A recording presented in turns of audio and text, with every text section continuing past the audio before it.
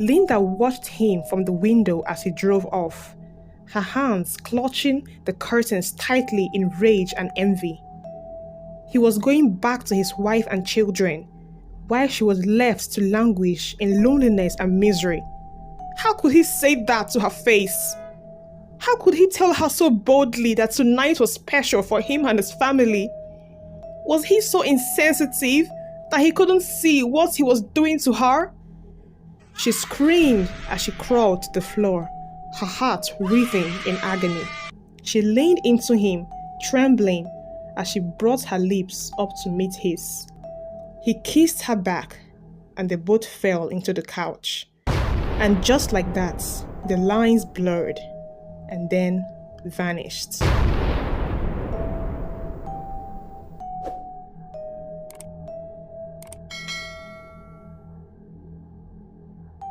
The next morning, the silence between them was heavier than the night. Linda made coffee, humming softly like it was just another day. Jude sat on the edge of her bed, buttoning his shirt, his throat dry. We need to talk about what happened. Linda turned slowly, a cup in her hand. We connected, Jude. That wasn't just sex. I haven't felt like that in years. I know you felt it too. Jude stood up. No, it shouldn't have happened. It was a mistake. Her expression hardened. A mistake? Yes, He said, his voice firm and determined. this was unprofessional. I crossed a line. I'm sorry, Linda, but I don't think I can continue to see you. You may have to consult another psychologist if you wish to continue your therapy. Linda's smile cracked. She stared at him, eyes glassy. Jude, you came. You stayed. You kissed me. That wasn't therapy, Jude. That was a connection. The stars must have aligned for it to happen. I'm married, Linda. I have a family. This can't continue. He left without touching the cup of coffee she made. The guilt chewed at him like acid. At home, he was a man torn in half, smiling at his children by day, haunted by his sordid betrayal by night. His wife, Chinoye, was not blind. She was watching him closely. You've been very distant, she said one evening as they folded the laundry. Is there something you want to tell me? Jude forced a smile. No, my dear, it's just work. One of my clients is going through a lot. She reached over and touched his hand. You care too much sometimes. Don't let it pull you under. He nodded, silent, but inside he was already drowning. It was supposed to be a quick trip to the mall, groceries and back home, but Chinonye and the kids insisted to tag along for the ride. Jude thought about buying a storybook for the children when he saw her. Standing by the aisle, her eyes locked into his. She walked toward them slowly, like something out of a nightmare. Dr. Okoya, she said with a smirk on her face. Jude froze. Linda! Chinonye looked confused as she noticed her husband's nervousness. And you are? Oh, I'm the woman he's been helping, Linda said before Jude could answer. The one who lost her family. Oh, I'm so sorry, Chinonye offered gently. Linda looked at her, the wedding band, the warm smile, the children giggling in the cart. You have a beautiful family, she said quietly. Oh, thank you, Chinonye replied. The air thickened. Jude shifted uneasily. We should go, He said quickly. Take care, Linda. He stared the cat away, his heart racing. In the rearview mirror, he saw her watching them as he drove off. And then the white Jeep surfaced. It followed them out of the parking lot and into the main road, and then into the gates of Banana Estates. Jude didn't see it, but she followed them all the way home. Linda sat in her car, outside their home, her eyes raging wild like a mad dog, and hands gripping the steering wheel. She watched the lights go on in the Okoya's apartment, watched as Jude kiss his wife, watched him carry his daughter on his back. A hole opened and burned painfully in her chest. Envy, rage, grief, and he screamed. She slammed the steering wheel with both fists, again and again. "He's mine!" she whispered. "He's mine! He's mine!" Her voice became a scream that didn't stop until it broke her into sobs.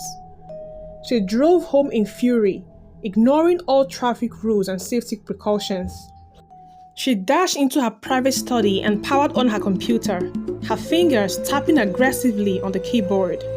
She began collecting all the information she could find. Pictures of Jude, from the hospital websites, from online conferences, from social media. She printed everything, taped them to her walls, scribbled his name in red across her mirrors. She began calling, leaving voicemails, her voice sweet, then angry, then sobbing. "You said it was a mistake, but I know better. You came to me, Jude. You wanted it. You felt it. She doesn't deserve you. That life you're living, it's a lie. And I am your truth. If I can't have you, then no one else will." Jude was at his office the next day when the voice notes dropped on his official mail. He quickly rushed to the door and shut it tight. Then he played them one after the other. Linda's voice filtering into his office, leaving him stone cold, with her messages which started with please and ended with threats. He then realized something that made him very scared. Linda was not mentally stable. She was a lonely, miserable, and desperate woman, and that made her very dangerous. But whatever the case, he would be seen as having taken advantage of a grieving woman who turned to him for help, and that did not sound good at all. His heart pounded in his chest as the implication of this terrible mistake dawned on him like daylight. Not only would he lose his license and his job at Palms Hospital, he would never be able to get another job. He would lose his reputation, and above all, his family. That was a whole lot of price to pay for a slip of morals. He clutched his chest, biting back the tears, which came down, falling freely. Niagara Falls would be jealous. At home, he was restless. The AC would be on, but his body would be drenched in sweat. He was jumpy at every little sound, clutching his phone tightly, just in case Linda decided to send him a message at home. The last thing he needed was for his wife to find out what he had done. "Baby, you're burning up," Chinoya, his wife, said. "Let's go to the hospital and get you checked." "Oh no, I'm just going to lie down and get some rest. I'm stressed, that's all," he replied quickly. After all her attempts to get him to hospital failed, she decided to take care of him at home, offering him medication she got from the pharmacy. But deep down, Jude knew that he was not sick, but he wished he was. This ugly situation he was in was far greater than any sickness, and there was absolutely no cure for it. Surprisingly though, Jude began feeling alive again. It seemed as though Linda had disappeared into thin air. He began to breathe deeply, although a nagging feeling never left him. Chinoya returned from work one evening with a worried look on her face. Jude was concerned. "Babe, what's the problem?" he asked. She showed him her screen, and as Jude read the content of the message, his blood ran cold. "I got this message earlier this afternoon and strange numbers have been calling me. Do you have any idea what this could mean?"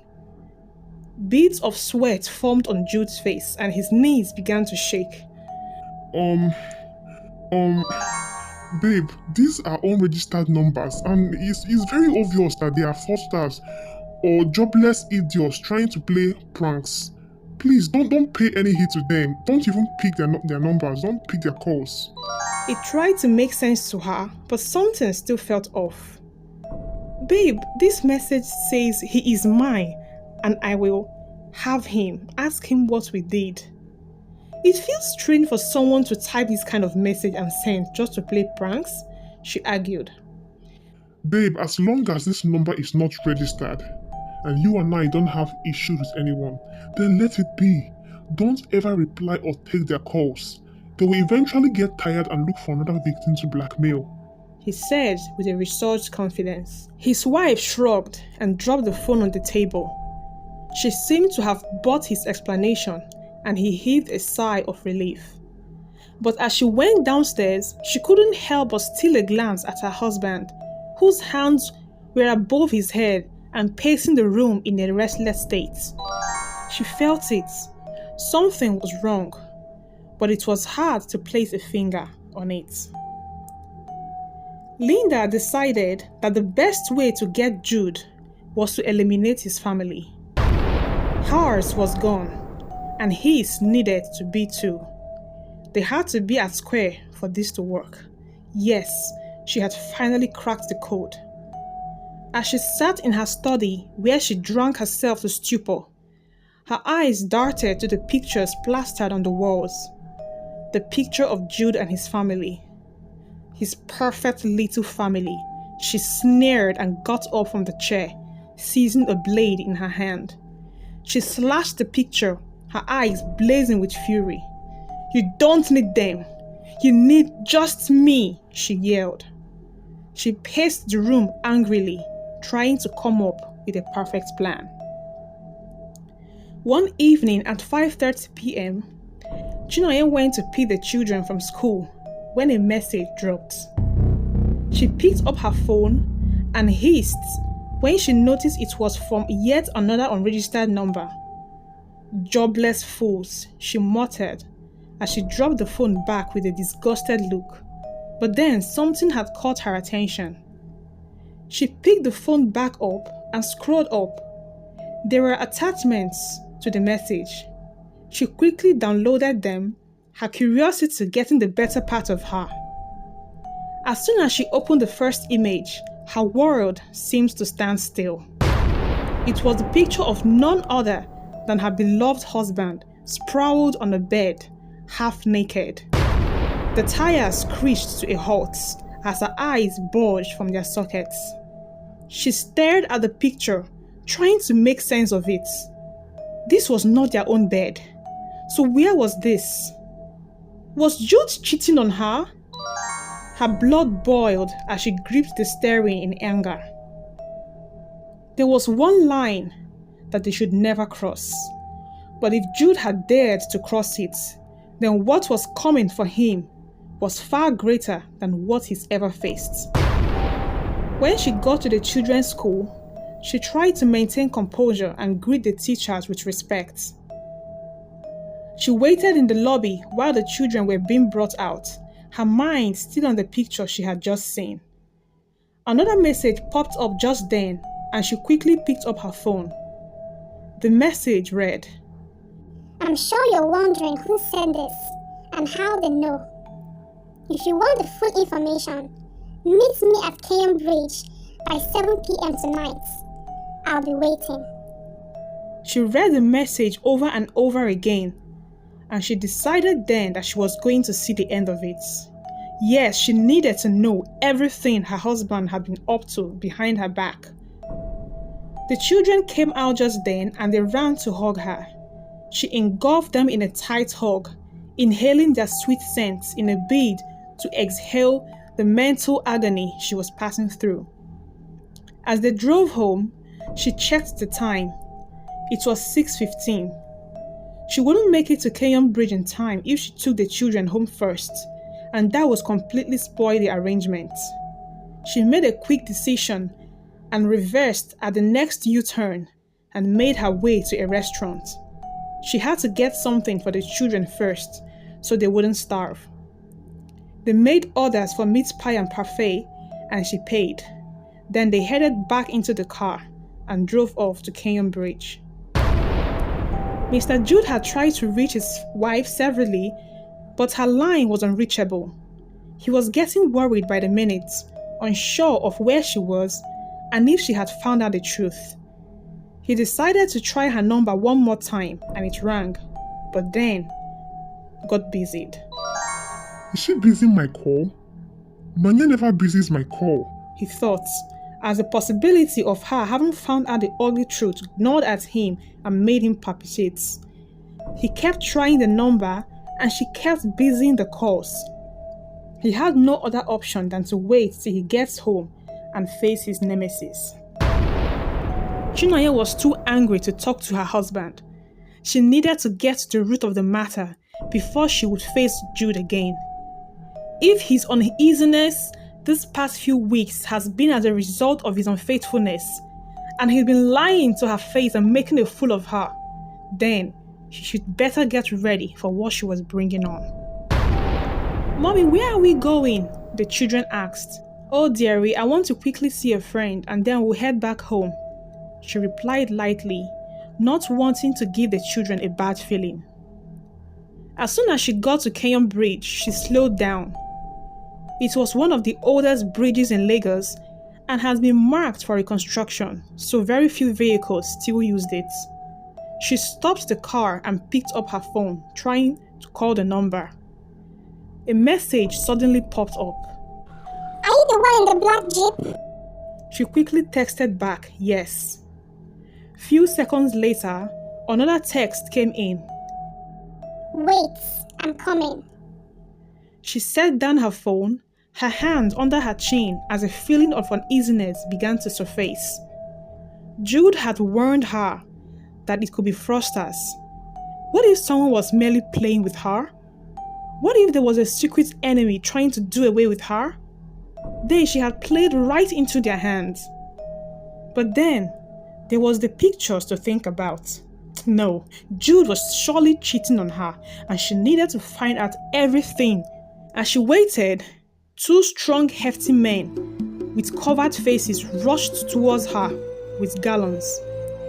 At first, she thought they were coming out of a nearby garage, but as they pointed towards her jeep, she knew that something was up. This was a setup and she was in great danger. She screamed in panic as her fingers trembled, trying to start the ignition, but the men were already on them. They immediately poured the contents of the gallon on the car and threw a lighter on it, setting them ablaze. The children screamed, "Mommy, please help us! Mommy, help us! We are going to die!" Chinonye screamed, frantically trying to open the door, but the heat from the fire had shut it. The glasses were all wound up. There was no escape. This is just the beginning. If you haven't done so yet, hit the subscribe button and turn on your bell notification so you can be updated about the next part of the story. Also, check out other videos on my channel and you will not be disappointed. Please don't forget to like, leave a comment, and share this video to your friends. See you in the last parts of this amazing story.